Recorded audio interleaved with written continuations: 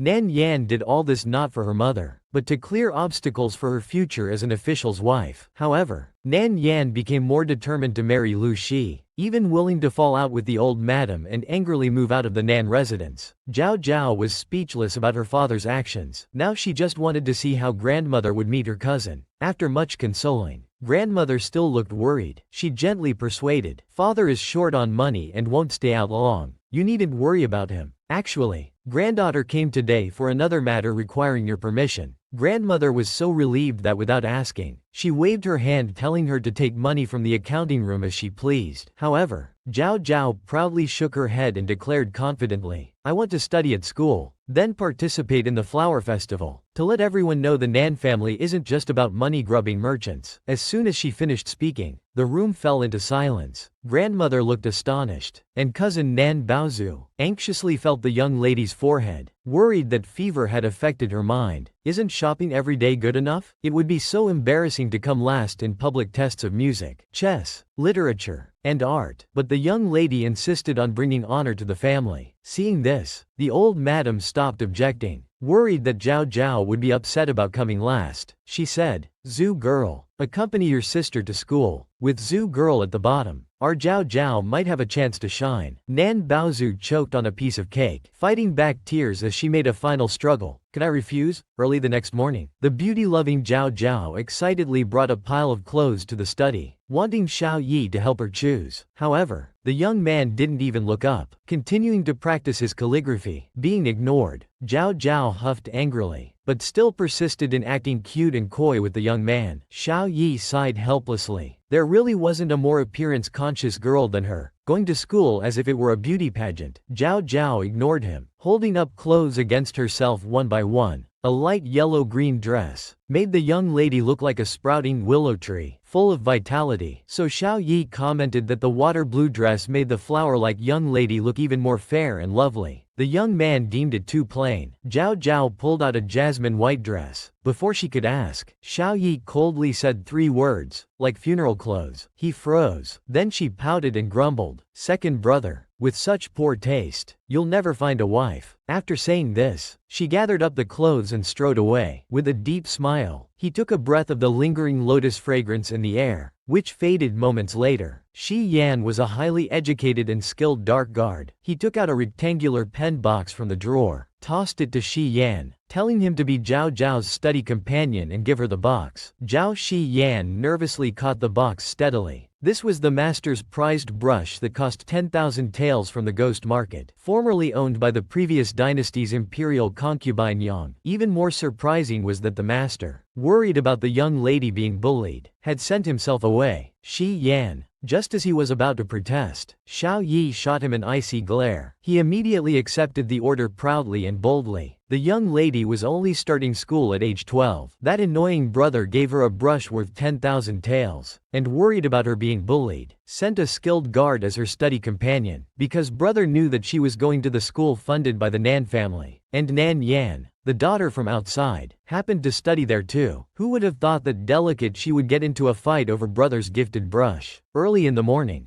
Zhao Zhao and cousin Nan Baozu sat in the front row, looking at the study companion second brother sent. She couldn't help but curve her lips, feeling sweet inside. Soon, she saw Nan Yan approaching, surrounded by a group of girls. Zhao Zhao immediately recognized them as the lazy branch members of the Nan family. In her previous life, they only kicked the Nan family when they were down and divided the property. Now hearing that Nan Yan might become the Nan family's legitimate daughter, they all rushed to curry favor. Zhao Zhao is just an ignorant fool who's never been to school. She'll eventually be trampled under our Yanner's feet. Among them, the sycophant Nan Xiaochen, after taking her seat, wanted to please Nan Yan by teaching the newcomers in the front row a lesson. So, she deliberately jabbed Zhao Zhao's back hard with her brush. The young lady instinctively turned around, revealing her fair and delicate face, like a lotus emerging from water, so beautiful that it made Nan Xiaochen terribly jealous. "The person beside me is the third young lady of the Nan family. Where are you two from? Quickly state your family names." Her arrogant tone showed she clearly hadn't recognized Zhao Zhao. Zhao Zhao observed Nan Yan's indifferent expression and knew she was playing her favorite game of letting others do her dirty work. She suddenly had an idea and mischievously replied, "So what if you're from the Nan family? You're so fierce. We don't want to play with you anyway. This indeed provoked Nan Xiaochen, who climbed onto the desk like a market shrew and snatched Zhao Zhao's textbook, then furiously tore it to pieces. At this point, Zhao Zhao and Nan Baozu were still holding back their anger, stepping slightly backward, until Nan Xiaochen turned her attention to the front row. She suddenly lunged forward and grabbed the brush from the desk. Zhao Zhao panicked. This was the brush second brother had given her, but Nan Xiaochen forcefully broke it before Zhao Zhao could stop her. Now you've seen what we're capable of. If you two kneel and kowtow to Yanner, begging for mercy, and serve her as slaves in the academy from now on, we'll let you off. Nan Baozu, never having suffered such humiliation, rolled up her sleeves and charged forward. She cleanly slapped Nan Xiaochen twice across the face. Nan Xiaochen was stunned, unable to believe someone dared to hit her, a young lady of the Nan family. I don't care who you are. Dare to bully Zhao Zhao and I'll hit you, she shouted, delivering 2 more hard slaps. Nan Xiaochen, never having been treated this way, screamed and charged forward. The 2 young girls broke into a full fight in the classroom. Meanwhile, Zhao Zhao wiped tears from her eyes. Whether in her past life or this one, Tang Jia always protected her like this, but in this life, it was her turn to protect Tang Jia. She suddenly burst with unprecedented courage. Swinging her small fists, she recklessly charged into the fighting crowd. The room descended into chaos. Xi Yan trembled in fear, worried something might happen to Zhao Zhao. Unable to intervene directly, he could only hurry to the boys' school to find the dormitory supervisor. At that time, Xiao Yi was carelessly listening to the teacher's lecture. Hearing Xi Yan suddenly burst in, panting and shouting, "Women and petty men are hard to deal with, young ladies are even harder." Everyone stared at him blankly, confused. Terrible news. A fight broke out in the back courtyard. Everyone was shocked. The young ladies were actually competing over whose brother was more impressive. It started when Nan Xiaochen from the Nan family's branch, trying to curry favor with Nan Yan, actually dared to bully Zhao Zhao, the Nan family's legitimate daughter. Not only did she break the 1,000-tail brush Xiao Yi gave as a school opening gift, but she also fought with Nan Baozu, who was defending Zhao Zhao. Even the good-tempered young lady couldn't take it anymore and joined the 2 against 1 fight. Soon Xiao Yi heard the news and worried Zhao Zhao might be at a disadvantage. He rushed over, but by the time he arrived, the 2 groups had already been separated. Fortunately, his little girl only had minor injuries on her face, nothing serious, but the other side was much worse off, with bruised faces and lying on the ground wailing. The young man secretly breathed a sigh of relief. He lazily sat down in a chair nearby. At this moment, Nan Xiaochen had run to her brother, crying about how Zhao Zhao and others bullied her. However, Nan Yang didn't even glance at his sister. Instead, looking at his love interest, he saw Nan Yan's beautiful face full of helplessness and fear. His protective instincts instantly surged. He shouted masculinely, "What a disgrace to cause such chaos." Zhao Zhao immediately argued defiantly, saying his sister was the first to bully others. But Nan Yang, unwilling to lose face in front of his love interest, directly took an overbearing attitude. Without asking anything, he decided Zhao Zhao was lying and demanded she bring her family elders to kowtow and apologize. The little girl angrily pursed her lips, coldly snorting in her heart, "In this world, who doesn't have a brother?" Suddenly, her tears burst forth pitifully. Pouting, she rushed towards Xiao Yi. She weakly called out, "Second brother," and the young man was stunned, thinking he'd have to step in again. Then, with a slight smirk, Xiao Yi asked, "Young Master Nan, do you want me to kowtow and apologize to you? Or do you want the old madam to kowtow and apologize to you?" Everyone was shocked. Xiao Yi was now quite favored by the old madam. If he was her second brother, then she must be Zhao Zhao, the legitimate daughter of the Nan family. The Nan siblings suddenly realized this, their faces turning ashen with terror. Nan Xiaochen's pig-like beaten face turned even more livid. She resented Nan Yan for knowing their identities but saying nothing. However, Nan Yan stepped forward, playing the role of a gracious mediator, saying, "It's just sisters playing around. Xiaochen, though you were beaten, if you apologize, it will all be over." Nan Xiaochen immediately understood and rushed forward. She deliberately exposed the wounds on her arms, kneeling before Zhao Zhao, crying and apologizing, looking pitiful. as if she was the victim being forced to apologize. The watching young men couldn't bear it and urged the little girl to be magnanimous. Forced into this situation, Zhao Zhao felt anger rising to her head. She was about to argue her case. Xiao Yi suddenly ordered Shi Yan to pick up the broken brush pieces from the ground to show everyone. It was the previous dynasty's imperial concubine Zhang's floral brush, worth 12,000 taels. What sisters would destroy such a precious item during play? The room fell into deafening silence. Compared to his sister's face, clearly their family's 2 years' worth of expenses was more important. So, Nan Yang gave Nan Xiaochen a hard slap right there, as a way to settle things with Zhao Zhao. After all, the Nan family wasn't short of money. Hoping this matter could end here, how could someone break things and not compensate? Moreover, Nan Xiaochen's family could afford it. Therefore, Nan Baozu refused to stay silent anymore. She suddenly rushed out, crying, "Cousin Zhao Zhao, I quit studying. I'm going home to tell mother." The Nan Xiaochen siblings finally experienced despair, realizing they had offended even the legitimate daughter of the Nan family's main branch. Both siblings fainted simultaneously. In the carriage returning home,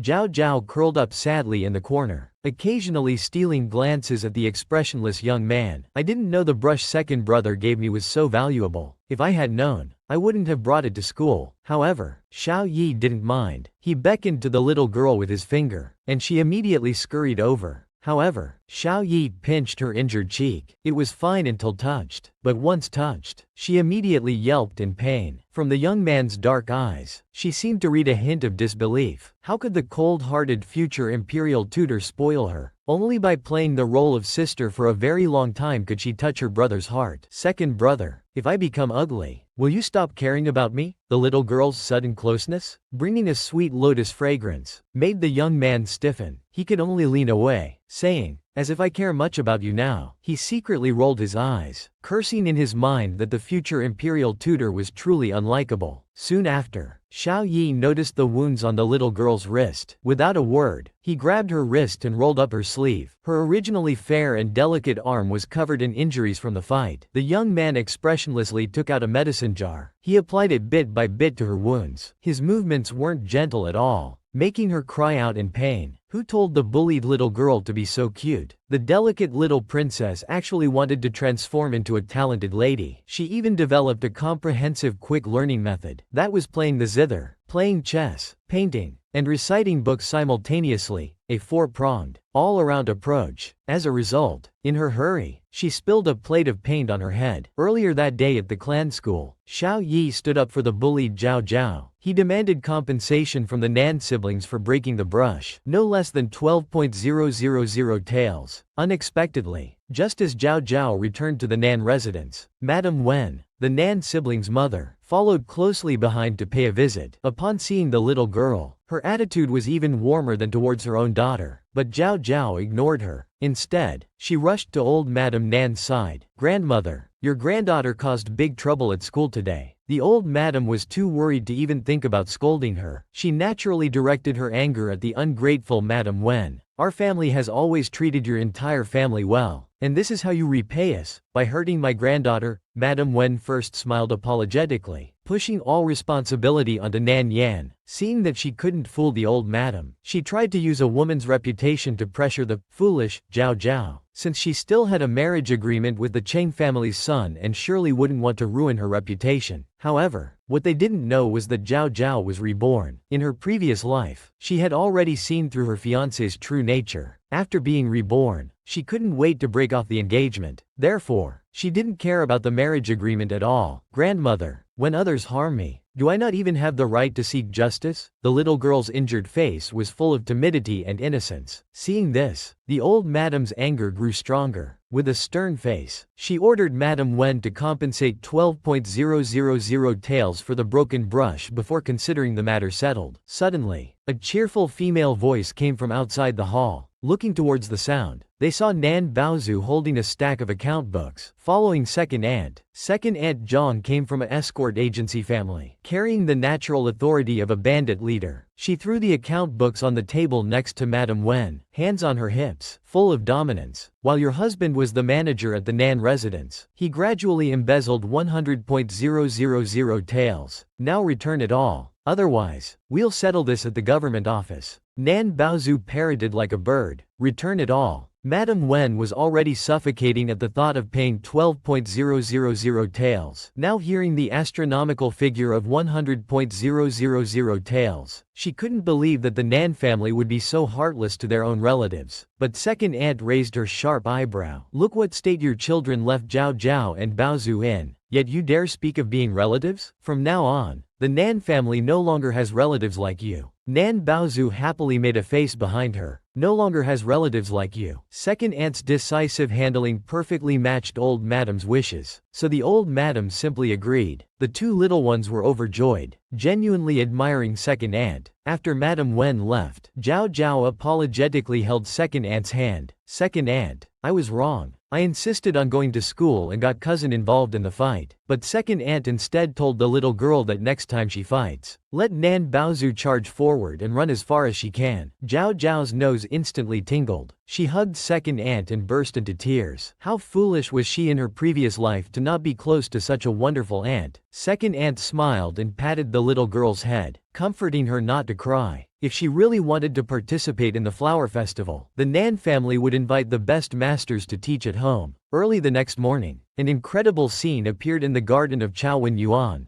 Zhao Zhao sat obediently in the courtyard, watching four masters simultaneously playing zither, reciting poems, playing chess, and writing. Xiao Yi's mouth twitched, wondering what this little girl was up to now. Shi Pu, who had been watching the spectacle from a tree all morning, replied that the young lady said human potential needs stimulation, and she planned to stimulate herself intensely. Whether this could unlock potential was unknown, but it would certainly drive someone mad. Zhao Zhao suddenly stood up, randomly plucking at the zither, then frantically made a chess move. This was the little girl's all-round rapid learning method that she had thought about all night. Playing zither while playing chess, painting while reciting books, attacking from all four directions at once, reaching everywhere. Finally, in her panic, she knocked over a pallet of paint onto her head. Overnight, the little girl had completely changed from her unscholarly ways. Gone was her countless arrogant and domineering behaviors. Not only did she humble herself to please the lowly Yongzi in the household, but she even created her own all-round rapid learning method. Determined to master all four arts, zither, chess, calligraphy, and painting, simultaneously. But in her hurry, she knocked over a pallet of paint onto her head, making herself a laughingstock. Thoroughly embarrassed, freshly bathed Zhao Zhao hugged her pillow dejectedly, determined not to see anyone. Even Xiao Yi, whom she usually tried to please, was blocked at the door by the maid. However, Xiao Yi snatched the towel from the maid's hand. He pushed the door open without hesitation. He threw the towel directly at her, landing perfectly on the little girl's head. With just the right amount of force, he ordered her to get up, but Zhao Zhao shook her head glumly, refusing to get up like a child throwing a tantrum. Left with no choice, Xiao Yi had to hold her shoulders, forcing her to face him, his face expressionless, but his hands were gentle as he dried the little girl's wet hair. Finally, he couldn't help but ask what had been on his mind for days. "You've been acting very strange lately. You used to bully others, refuse to study, and act arrogantly, truly despised by everyone. But now you've stopped bullying the weak and become diligent in your studies." Zhao Zhao's breath caught. After a moment of silence, she slowly replied. She said she had a long dream where the Nan family was ruined, and she didn't end up well either. So after waking up, she decided to work hard to prevent the dream from becoming reality. The young man was stunned and asked what Nan Yan was like in the dream. The delicate young girl suddenly burst with intense hatred. With reddened eyes, she shouted that he was heartless and ungrateful. "I hate him the most. I want to outdo him. Everything he wants, I'll take it away." Xiao Yi curled his lips playfully. "Then what was I like in your dream? What will second brother become?" Before he could finish, the little girl realized the young man was trying to get her to reveal her true thoughts. She quickly covered her mouth, but it was too late. "In your dream, I must have been terrible for you to try so hard to please me now." Xiao Yi's expression suddenly turned cold. It was replaced by an indescribable eeriness. The young man pinched her fair cheek in anger, but couldn't bring himself to use too much force. The little girl instantly panicked. Large tears rolled down her cheeks. If she started trying to please second brother, it was indeed because of his future achievements. achievements, but after getting to know him, she found that second brother was not only clever but also very kind to her. He helped buy Lu Shi's contract of servitude, and gave her such expensive brushes for school. Now she genuinely admired second brother from the bottom of her heart. As she spoke these words, she kept shrinking into the corner, curled up helplessly in the corner like a small quail. Appearing completely vulnerable to bullying, Xiao Yi suddenly leaned forward, trapping her in the corner of the bed. "Do you want my protection? Do you want to defeat Nan Yan at the flower festival?" The little girl nodded repeatedly like a pestle. After sniffing the lotus fragrance on her, the young man said deliberately, "Then continue to please me." Then he threw a set of Confucian robes at her. Zhao Zhao stared blankly at the robes in her arms. It took a while before she realized that second brother was accepting her as his sister. Soon after, properly dressed, Zhao Zhao ran into the study room with her books, still wearing the red headband with the word "diligent" written on it. "Second brother, I've thought carefully. If I just go through the famous quotes from the 4 books and 5 classics, I'll have enough for the competition. Can you help me highlight the important parts?" But Xiao Yi handed her a newly written study schedule, telling her to follow it daily from now on.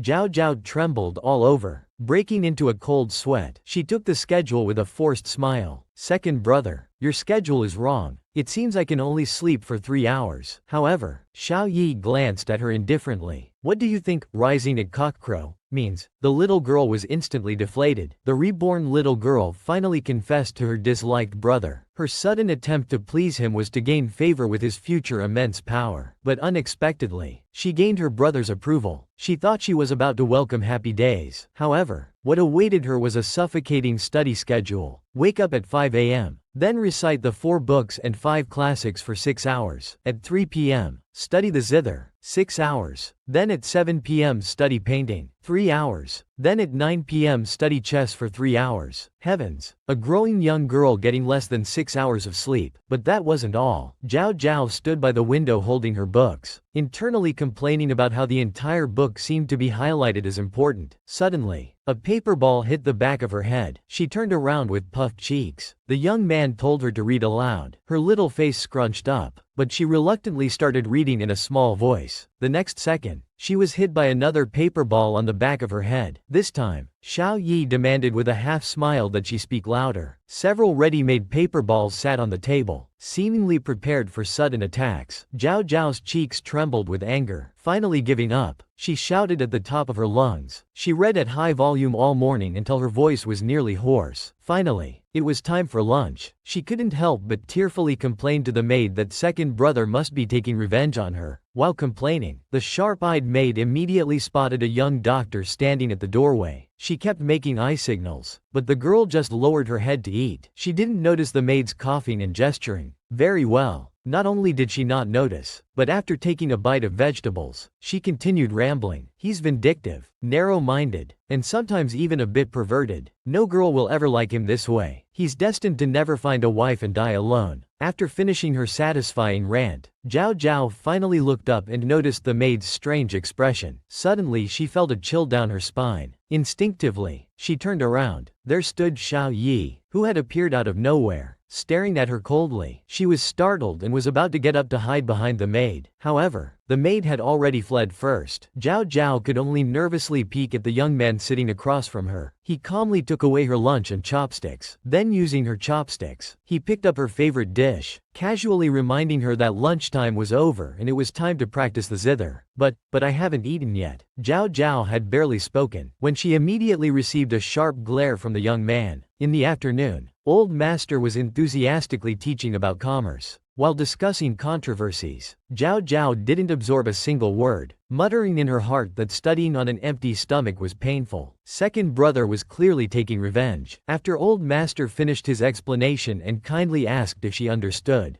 Zhao Zhao finally came to. Blinking her sincere big eyes, she honestly replied, "No." Angered, Old Master burst into his hometown dialect. Girl, this old man has explained it 10 times. This child is too stupid. I quit teaching. With old master gone angry, there would be no one to teach. No teacher meant vacation. Zhao Zhao pushed away the Gukin with relief. Second brother, since the teacher ran away, can we take the afternoon off? Xiao Yi looked at the little girl whose laziness had rekindled. The whole city knows about your bold claim to win first place at the flower festival. If you don't work hard, your elders will be mocked and never be able to hold their heads high again. And those Xiao family members you hate will become even more aggressive in approaching you. The flower festival is just a small hurdle. If you can't even overcome this, how will you stand up to protect the boy you care about? This was the first time the usually cold-natured young man had spoken so much. Zhao Zhao was thunderstruck and suddenly came to her senses. Tears welled up in her eyes. After a moment of stunned silence, she suddenly grabbed the hem of his clothes. With a choked voice, she pleaded, "Second brother, I know I was wrong. I will definitely work hard, but I made the teacher run away. Who will teach me to play the zither?" However, Xiao Yi said he would teach her himself. The young man sat behind the little girl, his well-defined hands resting on the back of hers. In this position, it was as if the little girl was nestled in the young man's embrace. As their fingers plucked the strings, the melody flowed like water from high mountains. While Zhao Zhao studied with full concentration, Xiao Yi gradually became distracted, a faint blush slowly appearing on his cheeks. At 18, the young man had his first different thoughts about the opposite sex, wanting to pinch her little face, wanting to kiss her, even his most familiar piece. He played several wrong notes in succession.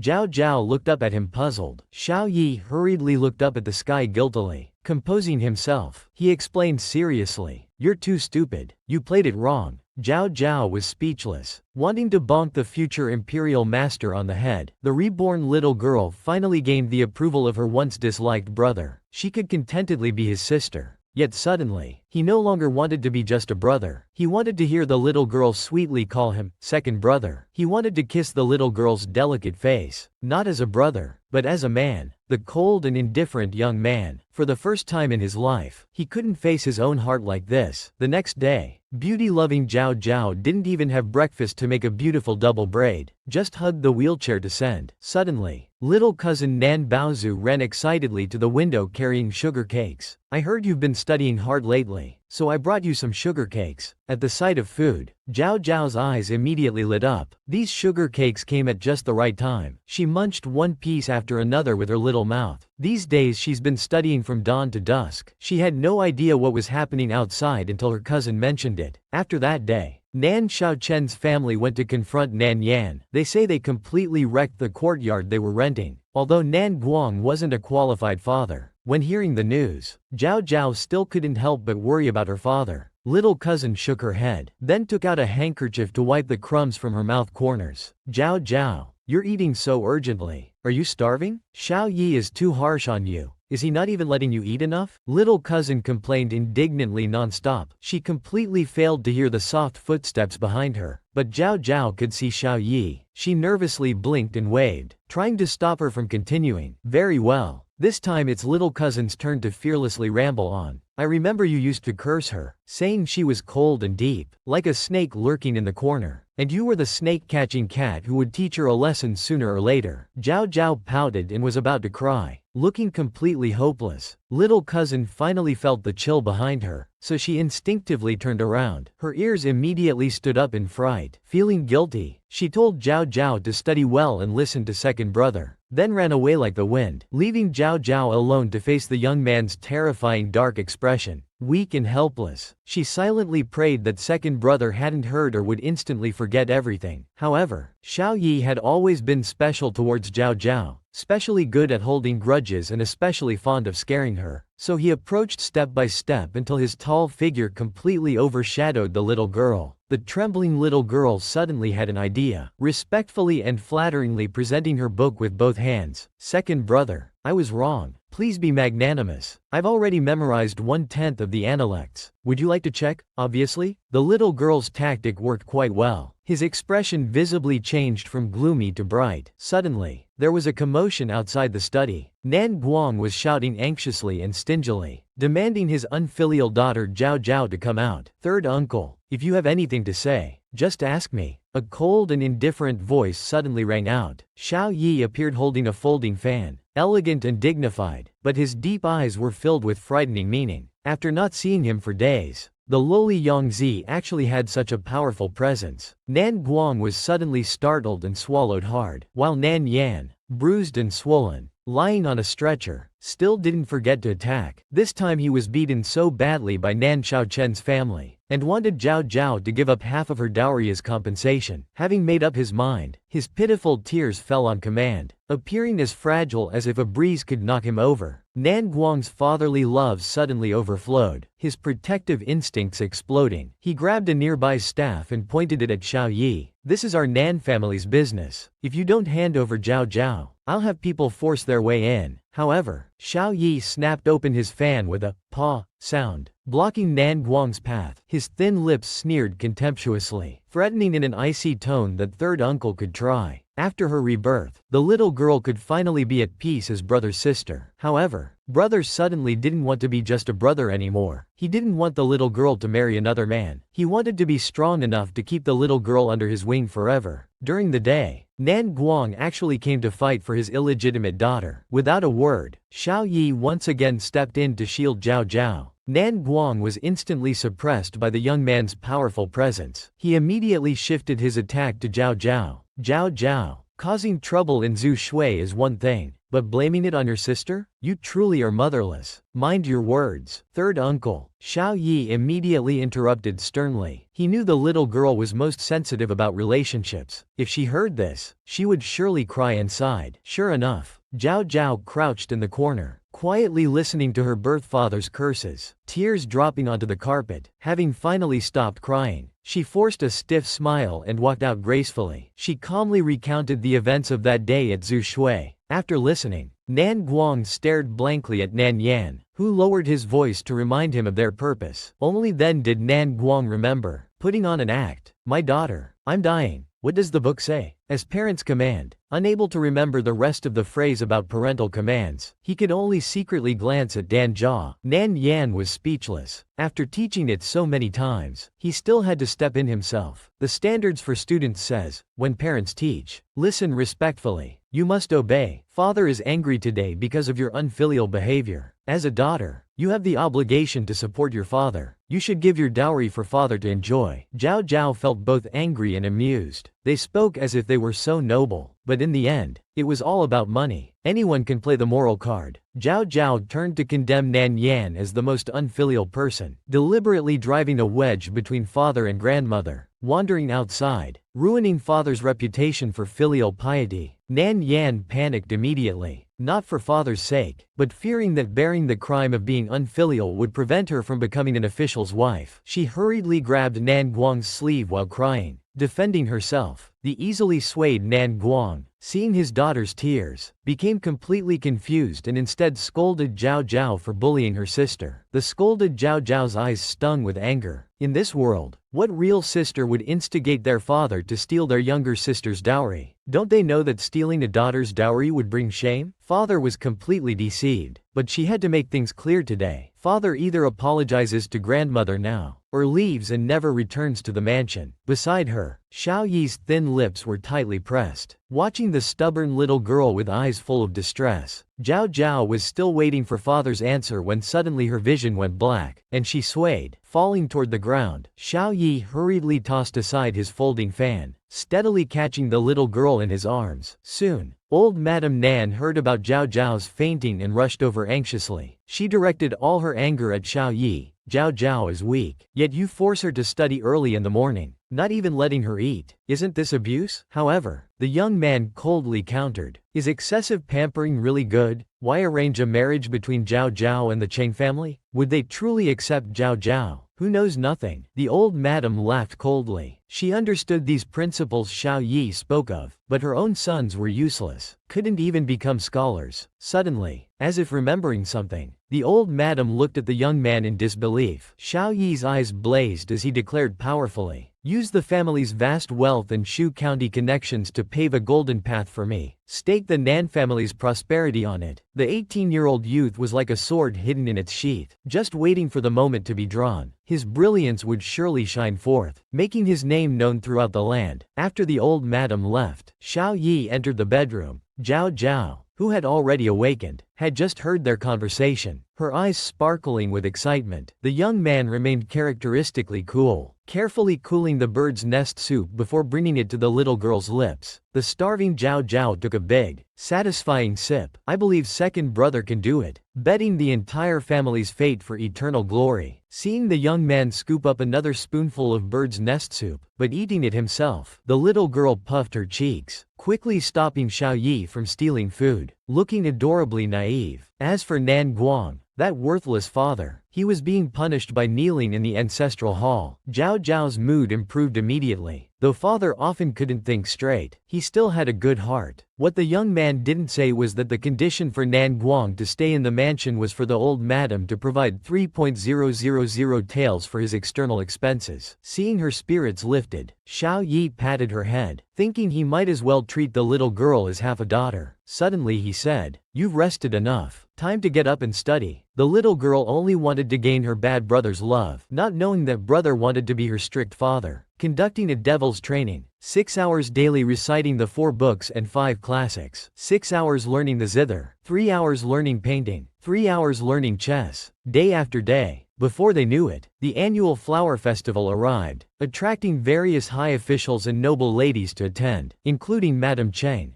Zhao Zhao's mother-in-law from her previous life, who was quite dissatisfied with Zhao Zhao's participation in the ceremony. She thought, a good-for-nothing like her would only make us a laughingstock. On the contrary, Nan Yan, in both appearance and talents, would bring more face than that useless Zhao Zhao. The only pity was Nan Yan's humble birth, otherwise, she would have already discussed switching the engagement with the Nan family. Nan Yan, who arrived first, maintained a gentle and dignified demeanor with a smile. After the recent misfortune with the foot-binding incident, today she wanted not only to wash away her bad luck but also establish her reputation as a talented lady, paving her way to become an official's wife. Soon, Zhao Zhao made a stunning appearance at the gathering. The little girl specially wore a newly made dress today, with a slender figure and skin as white as jade, like a lotus flower about to bloom. Her childish hairstyle was changed to a yuan bao bun, adding a touch of girlish charm. Her striking beauty not only drew admiring praise from everyone, but also made Nan Yan's face darken extremely. She scoffed inwardly that the higher one rises, the harder they fall. Madame Cheng cast a disdainful glance at the little girl. Pondering for a moment, she ordered her maid to invite both Zhao Zhao and Nan Yan over. Both young ladies came and respectfully curtsied to Madame Cheng, but Madame Cheng only smiled warmly at Nan Yan. She even kindly removed the bracelet from her wrist, saying, "This bracelet was given to me by Dayu's grandmother when I married into the family. You're young, it looks better on you. When Dayu returns, you must come visit our mansion more often." At these suggestive words, Nan Yan's face reddened with excitement. "Thank you, Madame Chen. I'll perform my best in the competition and surely win first place." She joyfully put on the bracelet immediately, showing it off in front of Zhao Zhao.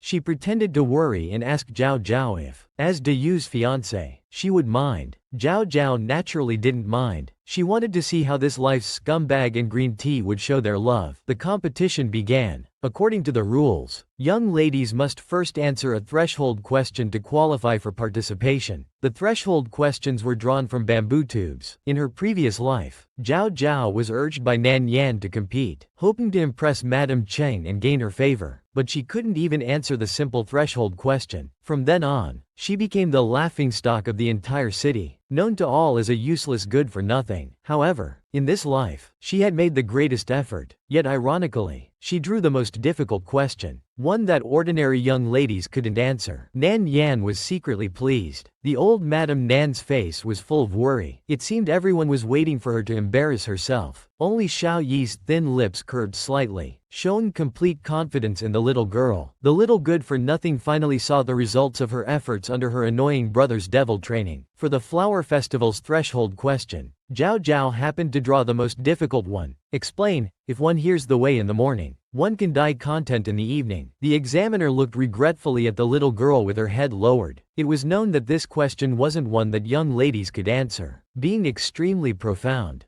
Gloating, Nan Yan declared that Zhao Zhao definitely couldn't answer it. while deliberately showing off her own knowledge. Actually, this phrase means, if one understands the truth in the morning, it doesn't matter if one dies in the evening, she said, glancing at Madame Cheng. She saw Madame Cheng looking back at her with approval, like viewing her own proud daughter-in-law. The old Madame Nan had no time for their schemes, only worried that Zhao Zhao would feel ashamed if she couldn't answer. Among all the spectators, only Xiao Yi had complete confidence in the little girl. In the arena, Zhao Zhao excitedly clenched her little fists. Second brother had taught her this question on her first day at Zhao Wen Academy. Was this heaven rewarding her diligence, or was second brother her lucky star? After composing herself, she answered loudly, understanding the truth in the morning and being content to die in the evening. This is just the literal meaning, but in reality, the purpose of learning isn't just for understanding, it's for putting knowledge into practice. Like those patriotic heroes who sacrifice their lives for their country and people, that is the true meaning of hearing the way in the morning and dying content in the evening. Her clear pronunciation and profound explanation earned applause from the scholars present, who praised her excellent answer. Those waiting to see her fail looked at each other in bewilderment. They couldn't believe that the Nan family's good-for-nothing could answer so well. Amidst the discussions, Zhao Zhao playfully winked at the young man, and Xiao Yi, for the first time, showed a gentle expression, with a strange feeling spreading in his heart. Where some rejoiced, others felt embarrassed. Nan Yan, who had shown off earlier, hadn't answered as well as Zhao Zhao. People around mocked her for overestimating herself. Angered, Nan Yan glared hatefully at the little girl, vowing in her heart to crush her in the following competitions. To add excitement to the competition, everyone placed bets on which young lady would win first place. Nan Yan was the recognized favorite to win, with odds of 3-1, while Zhao Zhao's odds were 2-1. Madame Cheng unhesitatingly bet 1.000 taels on Nan Yan. Then she looked at old Madame Nan and said mockingly, Zhao Zhao has always been stupid. I'm afraid she'll lose badly later. Old Madam, take my advice when Nan Yan wins. How dare she insult her precious granddaughter to her face? The old madam couldn't tolerate this slight. She immediately had her maid place a bet of 10.000 taels on Zhao Zhao. The bookkeeper servant cheerfully announced, Old Madam Nan bets 10.000 taels. Odds for Miss Nan 5 are 20-1. Similarly indignant, second aunt bet 10.000 taels. Tang Jian and Bao Zhu also placed 2.000 taels on Zhao Zhao. Though Xiao Yi was late and wasn't the first to bet on Zhao Zhao,